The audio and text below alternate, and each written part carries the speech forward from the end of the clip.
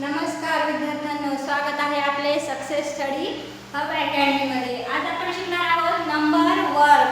आधीच्या व्हिडिओमध्ये आपण काय पाहिलं होतं? नंबर वर्कमध्ये reading and writing of international number म्हणजे आंतरराष्ट्रीय संख्यांचे वाचन आणि लिखाण कशा पद्धतीने करायचे हे पाहिले होते। आता आपण काय शिकणार आहोत?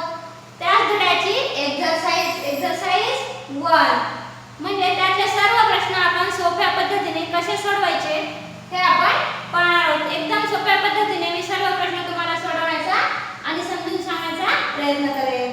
त्यातला पहिला प्रश्न आहे बघा मुलांनो, how is the number 98,584 written in the words.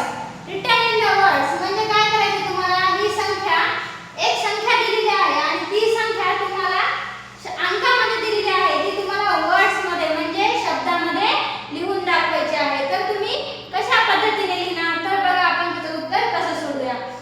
ही संख्या आहे ती जशाला तशी अशी लिहायची आहे आणि तिचं काय करायचं आपल्याला? संख्येची स्थान म्हणजे किंमत कशी आहे ती काढायची। बघा 4 काय आहे?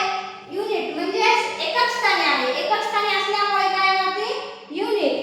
दुसऱ्या स्थानावर काय आहे? 8 म्हणजे 8 ची किंमत काय येणार? टेन्स। टेन्स म्हणजे दशक।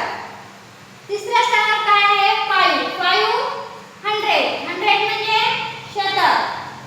चौथ्या स्थानावर 8 म्हणजे 1000 म्हणजे हजार। आणि 9 म्हणजे 10,000 म्हणजे 9 ची किंमत काय येणार?